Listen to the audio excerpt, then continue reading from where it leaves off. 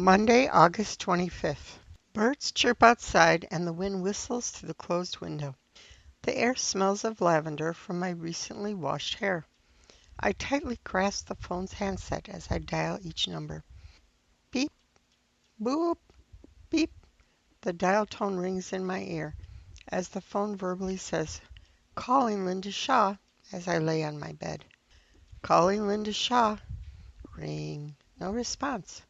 "Calling Linda Shaw." Ring. No response. Finally, I hear an older man's voice. It was Lena's father. "Hello, this is Sam Shaw. Can I help you?" I grin wide and loudly say in excitement, "Oh, assalamu alaikum, Mr. Shaw. This is Kayla. Can I speak to Lena, please?" Mr. Shaw replies, "Oh, wa alaikum assalam, Kayla, and sure. Give me a moment." I wait. My grin remains, but I feel my stomach in knots. I hope she's available. Ugh. I hear a young female voice pick up. "Assalamu alaikum, Kayla. This is Lena." My eyes grow wide. "Lena, wa alaikum assalam." I pause. "How are you doing, by the way?" "I'm good. I was just practicing the saxophone before calling. I was practicing Twinkle, Twinkle, Little Star. At least I hope that's what I was practicing. I haven't quite nailed it, but I'm getting there, hopefully." I know it's late, but I reached out my arm and read the time on the alarm clock. 7 o'clock isn't too bad, right? I looked around a little. Better late than never, I guess. That is, if you don't have anything to do. I hope not, but I understand if you do. Anyway, I wanted to call you, Peter, and Abigail to see if you wanted to hang out today. I shrugged, the phone still in my hand. Well, if we do hang out, there are a lot of fun options like taking a walk in the park, and after my long speech, Lena finally manages to get a word in edgewise. My face heats up from embarrassment, and she says in frustration, "Kayla, I have homework. Now isn't a good time. Can we talk later, please?" I start to frown as I hear Lena's response. "Oh, you have a lot of homework today. I guess that makes sense." I pause and frown deeply. When would a good time be? "I'm not sure. I'll let you know, Kayla." I sighed slightly. "Oh, now isn't a good time?" I start patting around and begin playing with the phone's cord between my fingers. "That's okay, Lynn. I hope to hear from you later then. Assalamu alaikum." "Wa alaikum assalam, Kayla. See you later." Click. I gave a long sigh and tried dialing a different number as I bit part of my lip and looked down. "Calling Abigail Gomez." Ring. I smiled when somebody answered. "Hello, Abby. How are you? Want to hang out during the weekend? We could do so many things." Like Abigail's voice tightens, and she says in pity and anxiety, "Kayla, I'm sorry. I'm busy. Can we talk later?" "Oh, you're busy right now. Do you at least want to hang out tomorrow?" I look down. My hand pats around, finding a piece of blanket. When I find it, I feel the soft warmth managing to calm me. That's okay. School can be pretty stressful. I understand. I gave a light chuckle, holding the blanket tighter, slightly wrapping it around myself. I laugh a little. "I'm taking a class too, the dad class. But yeah, Dad assigned me how to kill a mockingbird. So far, I'm up to the part." Abigail reminds me, "I have to go, Kayla." I laugh. "Oh, sorry. Yeah, I'll let you go then. See you, Abby." I chuckle again. Yes, I do love to talk. Click. I give a deep sigh and start pressing numbers as the phone gives a loud beep on the number pad. I grip the handset so tight that my nails pinch my palm. "Calling Peter Andreas," followed by the dial tone. My face brightens when I hear a cheerful tone. "Hello? This is Peter speaking. Who is this?" I quickly answer, my phone grip relaxing. "Peter, it's Kayla. It's nice to hear from you again. How have you been, man? I can hear a smile in Peter's voice as he answers, I've been great. Just playing some Paper Mario. You, Kayla? I laughed and replied, That's cool. I've been good. Has school started yet for you? Dad has been studying with me over the summer, so that's annoying. I mean, school can be fun and all, but Dad is an over pusher sometimes. I pause as I look downward. Wait, before I forget, what classes are you taking? Peter says, Oh, the typical ones, I guess. What about you? Your dad classes? I chuckle and continue. I put my hand under my chin, thinking, well, Dad assigned me how to kill a mockingbird, and I'm on chapter 5, I think. I shrug a little. In math, we're discussing geometry, where we tried finding the x. I paused for a moment and said, That's it. I'm done. Wait, Peter chuckles. You're done talking? Peter pauses for a moment and tries calmly saying, Dear Diary, August 25th, 2000. Kayla was actually done talking. My face heats up from embarrassment, and I feel around and play with the phone's cord again. No, I meant with the topic. I want to talk about something else. Peter says, Oh, my bad. Yeah, that makes way more sense. I look downward as I clutch on the phone's cord. Hey, we should hang out sometimes. Maybe see a movie or get pizza or Chinese. It doesn't even have to be food related. How about going to a park and enjoying nature with the sunshine and all? We could go bowling or go to a concert or shopping or I don't know. I'm open to options. Peter suggests maybe we could go to the zoo. It could be fun. Lena and Abigail can come too. Oh, well, they're busy right now. But yeah, I agree. Abigail and Lena have to join us if we're doing something as big as that. It wouldn't be a hangout without them. My chuckle softens and I ask again, Well, is it okay if we hang out?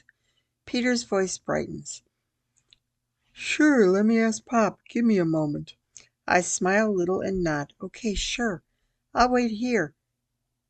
When you ask your parents, I wait, holding tightly to the phone. I play with the phone's cord again. I feel like I waited for hours as my chest tightens. Okay, I'm back. Pop says not until I finish my homework. My chest feels as if it's burning and I frown. Oh, I understand, Peter. That's okay. I look around and see the dark shadows of my room's furniture. I understand. Do you still want to talk, Pete? I pause and frown as Peter says, Sorry, Kay. Pop says it's late and I really should work on homework. Oh, come on. It's not late, is it? I pause, reaching out my hands towards the clock and read, Oh, yeah, it's 8 o'clock, I guess. I sigh, my head low. Well, see you later, Pete. My head lowers. I slowly rest the handset on the phone base and frown deeply. I always hate when school starts this time of year. My friends are never available. I hold my hands together and face the ceiling. My heart tightens, a frown on my face. What should I do now? I turn to my left, the light giving a faint, cloudy glow as it barely distinguishes a dark cube, my desk. I pat around for the top drawer and feel the handle as I pull it out. I reach in and feel for my book. I touch the hardback cover. The letters spell out his last hour. I pull out my book, excitement beginning to form. I touch the page with my finger and begin reading. The rain was coming down harder than expected. It didn't help that it was windy, causing the already bone-chilling weather to feel like Antarctica. The street was filled with people, 4 of whom stayed close as they walked. They were chatting with one another in deep conversation. One of the people in the group is a girl. She is so short that if she was any smaller, she'd be a little person. She has hazel eyes and long wavy hair that goes down to her knees. She wore a shiny blue dress with silver leaf patterns dappled every which way. Despite her short stature, she gives the fiercest look at the tallest in the group, a male with brown eyes and a chubby build. Thomas, would you just admit it? You don't even know what era this is, let alone where we are supposed to find them. Thomas simply chuckles as he stomps his thick rubber boots, water flying like a trail of confetti. He smirks cockily. Of course I know what era this is. Vivian, now follow me, guys. I have a plan. I form a small grin, my fingers carefully guiding me through each word. As I read, an intrigued expression remains. I sit on my bed in my room quietly. As I read, the computer monitor burrs, crickets chirp, and the clock ticks. It couldn't distract me from my book's amazing adventures. I smile and continue. Vivian tightens her fists and shows her teeth, looking up at her massive partner, his large 7-foot shadow overriding her 4'11" one. You always say that. Geez, you're so. All four of the humans turned their heads. It was the sound of footsteps. I smile wide. This is always my favorite part of the book. I eagerly flip the page. Before I can continue to read, I hear a creak. I turn and see a faint light coming from my bedroom door. A skinny and short dark figure comes closer with the sound of footsteps. Wow, I thought you'd never get off the phone. He laughs, the smell of his baby shampoo coming closer. Man, you love to talk. He pauses and sighs. Uh, Kayla, can I hang out with you? I. His voice was deep with anxiety. I'm lonely. I shake my head and roll my eyes, looking up at my baby brother from my bed. Okay, Carl, what would you like to do? He immediately answers, excitement in his voice. Read to me, please.